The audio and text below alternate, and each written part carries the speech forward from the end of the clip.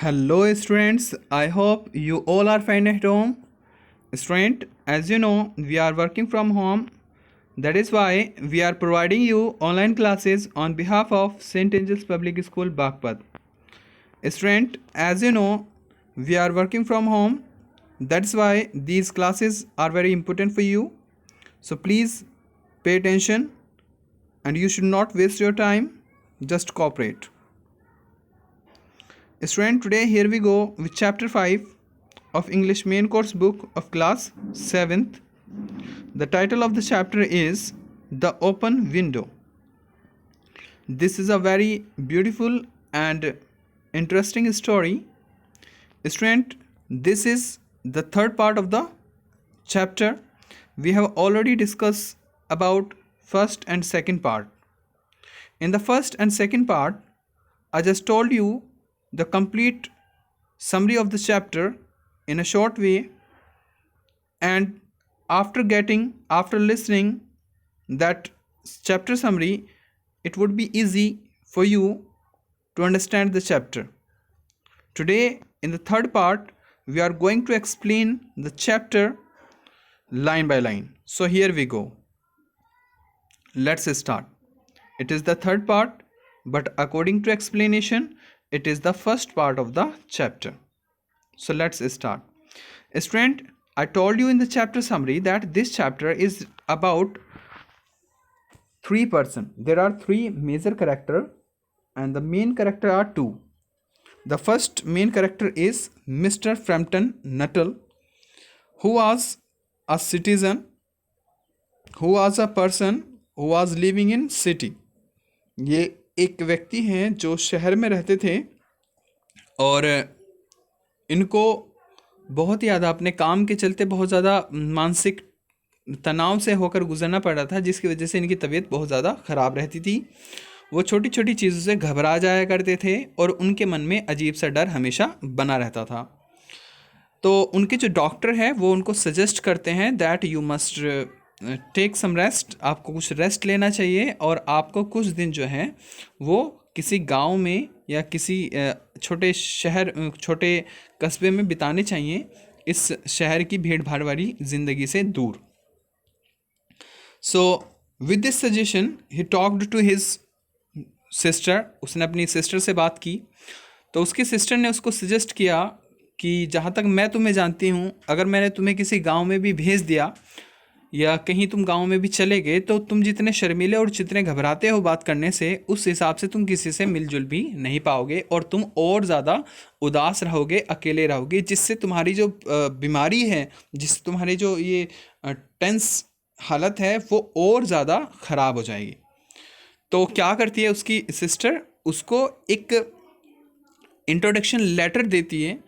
वो कहती है कि इस लेटर को इस एड्रेस पर पहुंचा देना। मैं तुम्हें एक गांव का एड्रेस दे रही हूं, उस गांव में मैं बहुत सारे लोगों को जानती हूं, मैंने सभी के एड्रेस यहाँ पर लिख दिए हैं और उनमें से कुछ लोग तो बहुत ही अच्छे हैं। तो वो सबसे पहले जो एड्रेस में मेंशन करती है वो करती है एक महिला का, जिसका नाम था मिसिस सेपल्टन। ये मिसिस सेपल्टन अपने परिवार के साथ यहाँ इस गांव में रहती थी और इनकी एक भांजी भी थी, एक निस भी थी जिसका नाम वीरा था।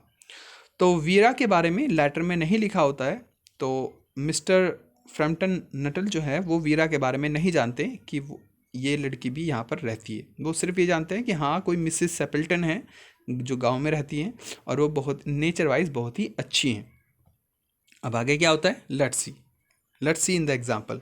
अब जो है कहानी जो शुरू हो रही है, स्टोरी जो शुरू होती है हमारी, वो फ्रैम्पटन नटल से होती है और वो कहाँ पर पहुँच चुके हैं, गांव में पहुँच चुके हैं और वो घर के अंदर एंटर हो चुके हैं। और एंटर करते ही उनकी सबसे पहले मुलाकात होती है उस छोटी बच्ची वीरा से। किससे? वीरा से। वीरा के बारे में भी कुछ इंटरेस्टिंग फैक्ट्स मैंने आपको बताए थे चैप्टर समरी के अंदर।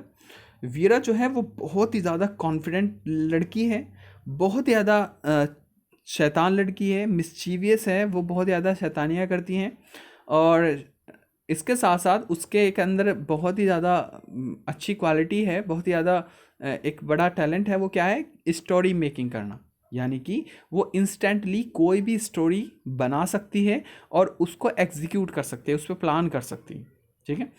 यानी कि किसी के साथ भी कोई मजाक कर सकती है वो, कोई भी तुरंत कहानी बनाकर, यानी कि कोई भी झूठी और मनगढ़ंत फिक्शनल कहानी बनाकर वो किसी को भी बेवकूफ़ बना सकती है, वो इतनी मिस्चीवियस है। तो आगे क्या होता है, लेट्स सी, देखते हैं। सबसे पहले I just told you before, मैंने अभी आपको बताया कि जो मिस्टर नटल है, जो फ्रैम्पटन नटल है, वो पहुंच चुके हैं घर के अंदर। ओके, तो वो क्या कहते हैं सबसे पहले, my aunt will be here soon, Mister Nuttel said a very confident young lady of 15। यहाँ एक पॉइंट अंडरलाइन करने का है जो पूछा जा सकता है क्वेश्चन में, कि जो वीरा है, यानी कि जो भांजी है, निस जो है, वो कितने साल की है, ये 15, यानी कि ये 15 साल की है, ठीक है। तो वो 15 साल की एक बहुत ही कॉन्फिडेंट, बहुत ही आत्मविश्वासी युवा लड़की है, और वो कह रही है, क्या कह रही है, my aunt will be here soon Mister Nuttel, यानी कि वो मिस्टर नटल से कह रही है कि मेरी आंटी जो है वो अभी फ़िलहाल ऊपर किचन में या किसी काम में बिजी हैं, और वो जल्दी ही आपसे मिलकर आपसे बातें करेंगी।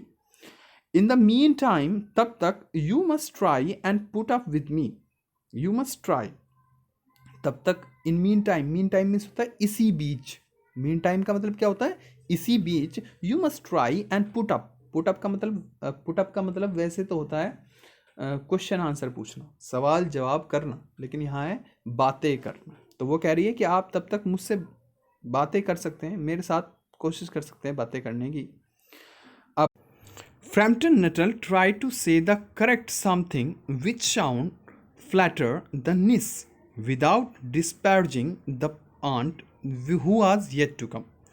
अब चूँकि फ्रैम्पटन नटल जो है वो बहुत ही शर्मीले किस्म का इंसान है, वो किसी से बात करते हुए बहुत ज़्यादा हिचकिचाता है, बहुत ज़्यादा घबराता है, तब फ्रैम्पटन नटल जो है ट्राइड, उसने कोशिश की टू से, कुछ कहने की, द करेक्ट समथिंग, कुछ अच्छा कहने की कोशिश करता है वो, विच साउंड फ्लैटरी, फ्लैटर मीन्स होता है चापलूसी करना, तो ऐसा कुछ कहने की जिससे मतलब खुश हो कौन, वो निस, विदाउट डिस्पार्जिंग, डिस्पार्जिंग मीन्स होता है यानी कि नीचा दिखाना या किसी की बुराई करना, द आंट, यानी कि उसने बिना आंटी की बुराई किए निस को थोड़ा सा फ्लैटर, थोड़े उसके साथ चापलूसी करने की कोशिश की, उसको तारीफ़ करने की कोशिश की, who was yet to come, aunty जो थी वो जो अभी आने वाली थी, प्राइवेटली, लेकिन अगर निजी तौर पर देखा जाए, ही डाउटेड, उसे शक था, more than ever, whether these visits to total strangers would do much to help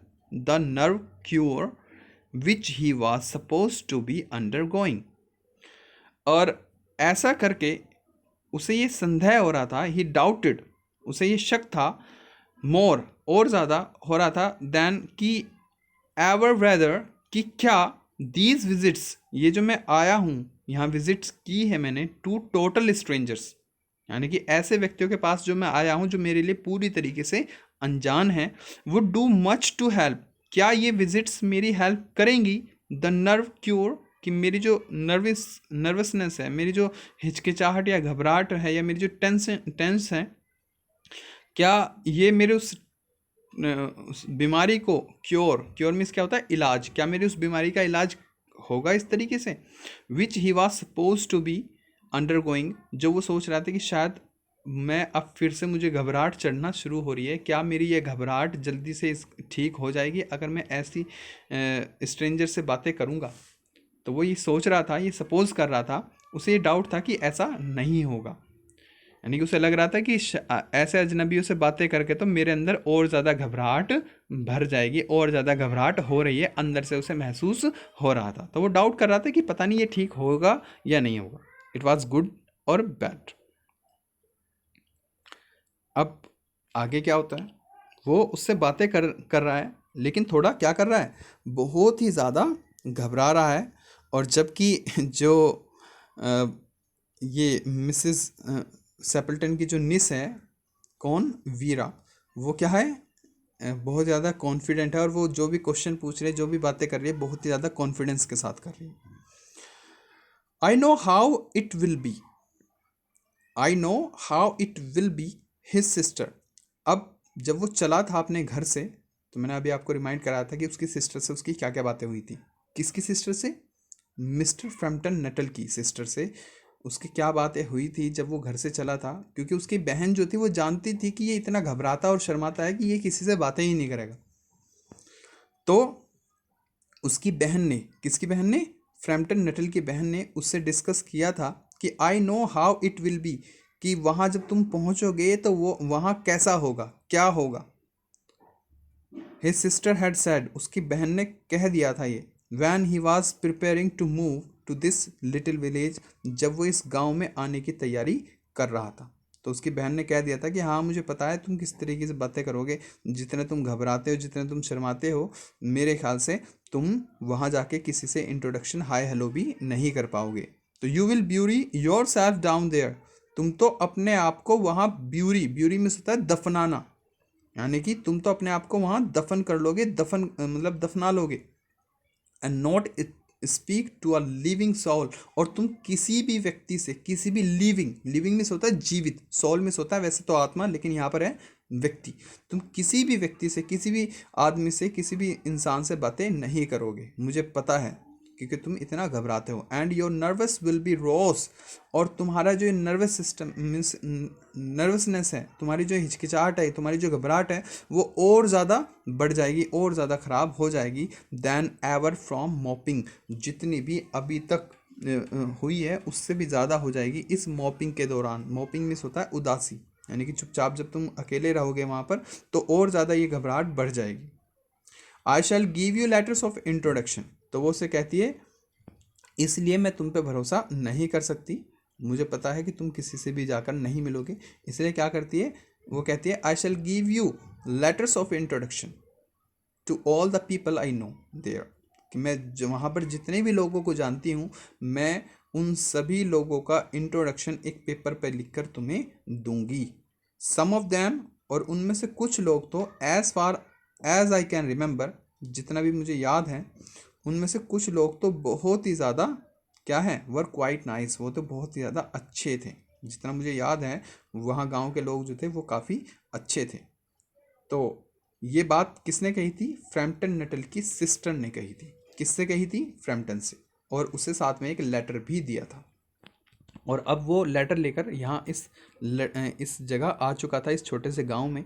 और यहाँ आते ही सबसे पहले मुलाकात हुई थी उसकी वीरा नाम की लड़की से। वीरा उससे बैठकर बातें कर रही है, और बातों ही बातों में वो क्या क्या बातें कर रही है।